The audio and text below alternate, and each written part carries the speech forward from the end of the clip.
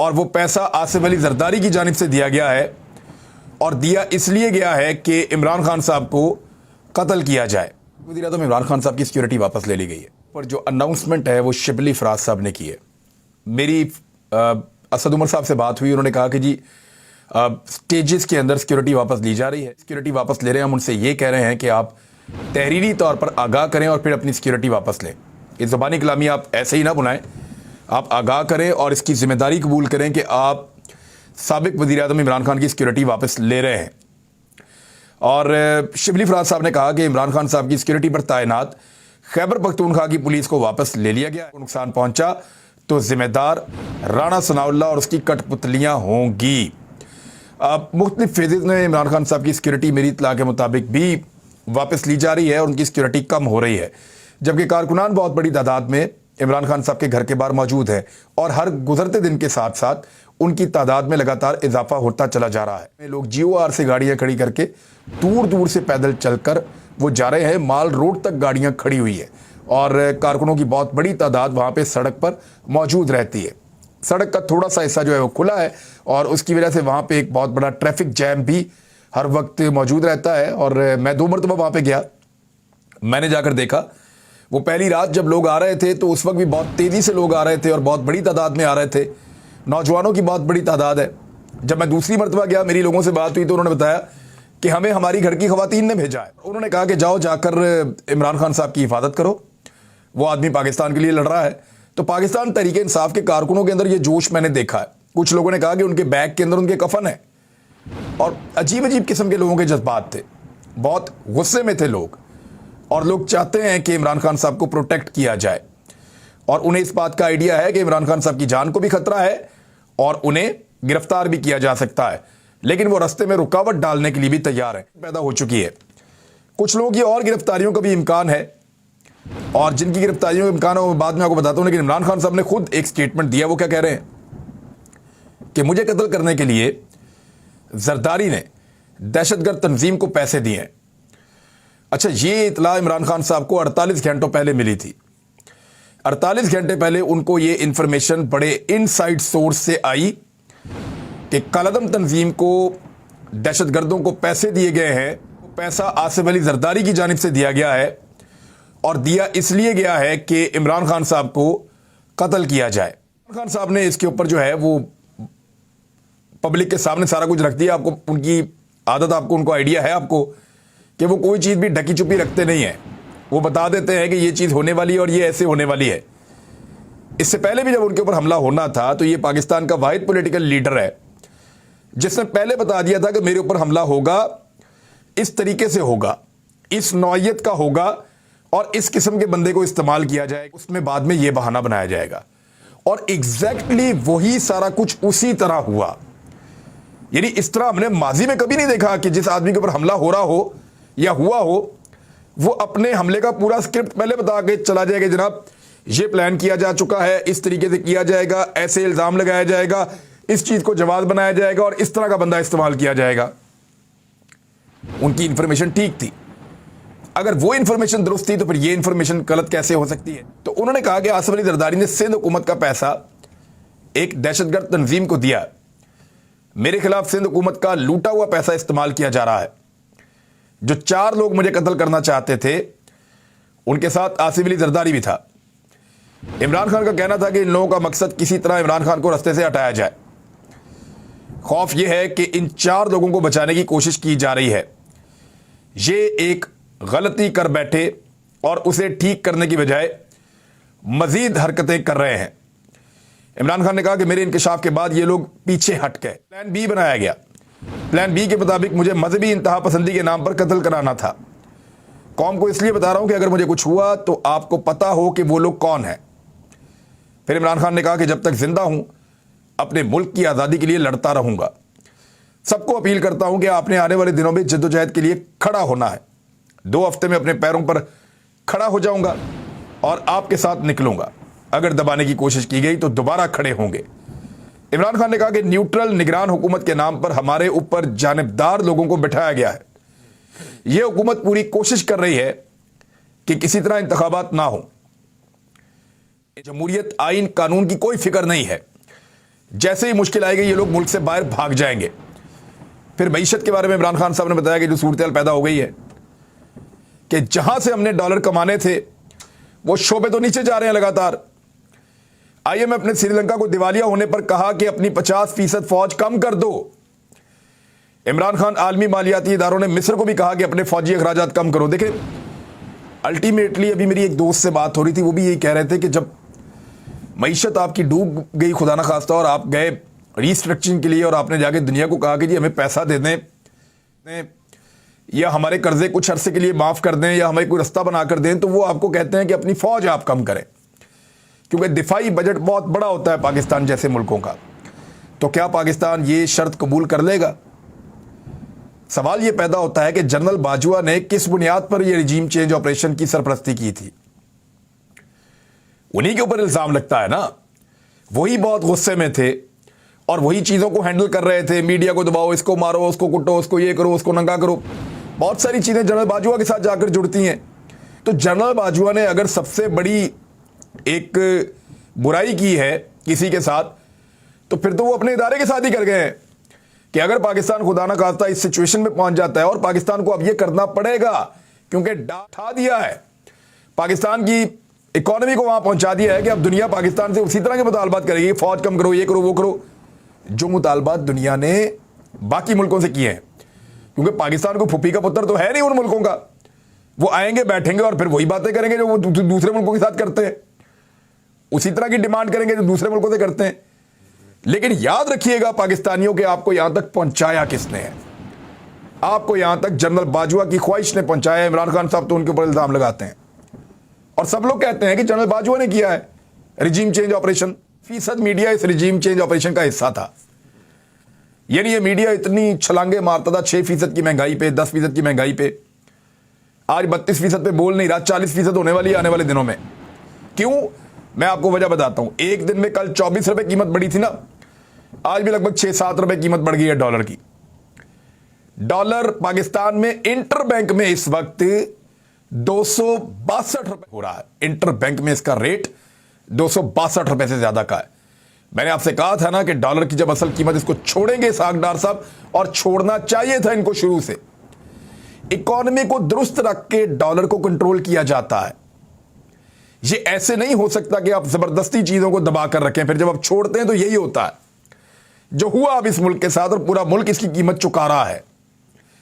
इमरान खान साहब की गिरफ्तारी वाले मामले के साथ क्या हुआ, डार साहब ने क्या किया और उनका नया स्टेटमेंट क्या है, जनाब अली ने अब क्या फरमाइश का इजहार कर दिया और क्या बात की है। इमरान खान को गिरफ्तार किया गया तो एहतजाजन पूरा मुल्क जैम कर देंगे। पाकिस्तान गुड्स ट्रांसपोर्ट अलायंस की धमकी सामने आ गई है। ये बड़े तगड़े लोग हैं, ये चीज़ों को इधर से उधर लेकर जाते हैं। जितने कंटेनर आपको रास्ते में चलते हुए नजर आते हैं सड़कों पे, ट्रक आपको नजर आते हैं सड़कों पे, बड़ी बड़ी गाड़ियां, लोडर्स आपको जो सड़कों पे नजर आते हैं, वो यही लोग लेकर जा रहे होते हैं। रुकन सिंध असम्बली सदर Pakistan goods transport alliance Malik Shahzad Awan ने कहा कि इमरान खान को अगर गिरफ्तार किया गया तो एहतजाजन पाकिस्तान में अपनी ट्रांसपोर्ट को वहीं रोक देंगे और पूरा पाकिस्तान जो है उसको बंद कर देंगे। और उन्होंने कहा कि गुड्स ट्रांसपोर्ट अलायंस के चेयरमैन ने यह कहा इमरान खान साहब से मुलाकात करने के बाद कि गिरफ्तारी अगर हुई तो कराची हैदराबाद बल्दियाती इंतखाबात में जो कुछ हुआ और जिस किस्म की हरकतें की गई वो भी हमें याद है, और उसके बाद अब हम पूरे पाकिस्तान के अंदर एक पहिया जाम कर देंगे अगर इमरान खान को इस तरीके से गिरफ्तार किया गया तो। जरा ये कह रहे हैं कि कुछ और गिरफ्तारियों का प्लान किया जा रहा है। एक शेख रशीद अहमद को गिरफ्तार करने का मंसूबा बनाया जा रहा है, एक शीरी मजारी साहबा को गिरफ्तार करने का मंसूबा बनाया जा रहा है, जुल्फी बुखारी को गिरफ्तार किया जाएगा, फरूख हबीब को गिरफ्तार करने का मंसूबा बनाया जा रहा है। जुल्फी बुखारी ने अभी थोड़े दिन पहले एक बड़ा ज़बरदस्त प्रोग्राम किया था अटक में, और महंगाई के खिलाफ और अपने हक के लिए। तो वो मैंने देखा कि अटक का अगर इमरान खान के बगैर अगर कोई बहुत बड़ा जलसा और एक तारीखी नौयत का एक प्रोग्राम था तो वो जुल्फी बुखारी ने किया है, और उन्होंने साबित किया है कि वो एक बड़ी ताकत के तौर पे अटक में अब मौजूद हैं। सिर्फ जो ऑप्शंस इमरान खान साहब के पास पहले थी उनके अलावा भी अब उनके पास ऑप्शंस हैं, और जुल्फी बुखारी एक बेहतर ऑप्शन हो सकता है। नौजवान भी है और वो वहाँ पे गालिबन जो है वो पॉपुलैरिटी भी हासिल कर रहे हैं। उन्होंने काम किया था, भाग दौड़ की थी रास्ते खोलने में जुल्फी बुखारी ने, उनके साथियों ने। और उसके बाद से लेकर अब तक हम देख रहे हैं कि वो अपनी नेशनैलिटी भी छोड़ी उन्होंने, गैर मुल्की। और वो इन हालात में जब नॉर्मली लीडर्स भाग जाते हैं मुल्क से, उनके पास नेशनैलिटी होने के बावजूद नेशनैलिटी छोड़कर वो यहां पाकिस्तान में टिके और यहां पे काम कर रहे हैं जुल्फी बुखारी। जराये के मुताबिक जो लोग गिरफ्तार किए जाएंगे, फ़ारूक हबीब। अब फ़ारूक हबीब का मामला यह है कि उनके ऊपर डकैती का पर्चा करवा दिया गया। सारी दुनिया ने वीडियो देखी कि वो कह रहा था, गाड़ी के आगे खड़ा हो रहा था, उसको जबरदस्ती रोकने की कोशिश कर रहा था, उन्हें कह रहा था कि भाई वापस जाओ, खुदारा वापस जाओ। वो दुहाइयां दे रहा था कि लाहौर हाई कोर्ट बुला रही है, अदालत का हुक्म है, अदालत का हुक्म मानो, वापस जाओ, अदालत का हुक्म मुकद्दम है, वापस जाओ। वो शख्स एक ही बात कर रहा था कि आप अदालती हुक्म की खिलाफ वर्जी ना करें। जो रियासती इदारे हैं वो अदालत के हुक्म की खिलाफ वर्जी कर रहे थे और एक साबिक पार्लियामेंटेरियंस कह रहा था कि ये ना करो। उसके ऊपर डकैती डाल दी कि ये तनहा सारे पुलिस वालों से लड़ा, दर्जनों पुलिस वालों से, और हम सबको फेंटी भी लगाई और हमसे पता नहीं डकैती भी कर ली। तो इस किस्म का मजाक किया जा रहा। अजहर मशवानी, ये सोशल मीडिया के इमरान खान साहब के हैं। हाफिज फरद इमरान खान साहब के बहुत करीबी साथी हैं और बहुत पुराने हैं। इनको भी गिरफ्तार करने का इंदिया है। इफ्तिखार घुम्मन, अल्लामा राजा नासिर अब्बास साहब और साहबजादा हामिद रजा। साहबजादा हामिद रजा का एक रिलीजियस नाम है, इनके वालिद साहब का भी एक बड़ा नाम था। इनकी गिरफ्तारी का भी इम्कान है। तो इन लोगों को आने वाले दिनों में गिरफ्तार करने की कोशिश की जाएगी। लेकिन फवाद चौधरी की गिरफ्तारी ने एक बड़ा सबक दिया है पीडीएम की जमातों को भी और उनके सहूलतकारों को भी कि ये गिरफ्तारी वाला खेल खेलना बंद करें, इससे उल्टा नुकसान हो जाता है। पाकिस्तान की इकॉनमी को संभालें, पाकिस्तान की इकॉनमी को संभालें। पाकिस्तान की इकॉनमी का बेड़ा गर्क हो गया है। सालों का स्टॉक है ना पाकिस्तान के अंदर, वो सिर्फ 15 दिन का रह गया है। आगे रमजान मुबारक आ रहा है। बादला के ज़खायर हैं इस वक्त, वो सिर्फ 3.67 अरब डॉलर हैं। इमरान खान साहब जो छोड़कर गए थे वो 16.2 अरब डॉलर छोड़ गए थे। इस हुकूमत ने इस तेजी के साथ गायब किया है कि सिर्फ पैसे जो बाकी बचे हैं वो 3.67 अरब डॉलर हैं। इतने थोड़े पैसे अब आप दालें भी इंपोर्ट नहीं कर सकते। हर चीज आपके पोर्ट के ऊपर पड़ी हुई, आप ले नहीं सकते। दुनिया भर की एयरलाइंस अब आपका बाइकआउट करने का कह रही हैं, शिपिंग कंपनीज आपका बाइकआउट करने का कह रही हैं। कहां पहुंचा दिया हमारे पाकिस्तान को एक जिद ने और अना ने। दालों का सिर्फ 15 दिन का स्टॉक है। 15 दिन के बाद मुबैना तौर पे इस खबर के मुताबिक दालें खत्म हो जाएंगी और एक्सप्रेस के ऊपर यह खबर छप रही है। उसके बाद रमजानुल मुबारक आ रहा है। रमजानुल मुबारक से पहले अब कहां से इतने पैसे आएंगे कि आप इतना कुछ इंपोर्ट करें। जितनी तेजी से पाकिस्तान के ज़खायर कम हुए, जिस रफ्तार के साथ ज़खायर कम हुए हैं, रमजानुल मुबारक तक तो मुझे लगता है कि और पैसे रहेंगे भी नहीं। और अगर IMF ने पैसा दे भी दिया तो तब भी पाकिस्तान का कुछ बहुत ज्यादा बनता हुआ मुझे दिखाई नहीं दे रहा। ऐसा लगता है कभी कभी कि ये हुकूमत शायद बनी इसलिए है कि इन्होंने पाकिस्तानियों को सबक सिखाना है और पाकिस्तान को खुदा न खास्ता डिफॉल्ट जानबूझकर करना है ताकि दुनिया पाकिस्तान से अपनी शराइत मनवा। खैबर पख्तूनख्वा के अंदर इंतखाबात होने हैं, उनकी तारीख का ऐलान नहीं किया जा रहा और उस तारीख के ऐलान के लिए हाई कोर्ट से रुजू कर लिया है पाकिस्तान तहरीक इंसाफ ने। उम्मीद है मंडे वाले दिन केस लग जाएगा और फिर उसके अंदर आईनी तौर पे अदालत ये हुक्म जारी करेगी गवर्नर को कि जनाब तारीख लिख कर दें कि इलेक्शन किस तारीख को है। 90 दिन के अंदर अंदर आईनी नुक्ता नजर से इलेक्शन होना है और अब उसको रोका नहीं जा सकता। अब आ जाए अमरीकी डॉलर की तरफ। के मुताबिक कारोबारी हफ्ते के आखिरी रोज या आखिरी रोज है जुमे का, जो ट्रेडिंग के दौरान डॉलर मजीद 8 रुपए 87 पैसे महंगा होकर ये 262 रुपए से भी ज्यादा हो गया। मार्केट में डॉलर की कीमत में 11 रुपए का इजाफा हुआ और वो कोई पहुंच गया है 270 रुपए के करीब।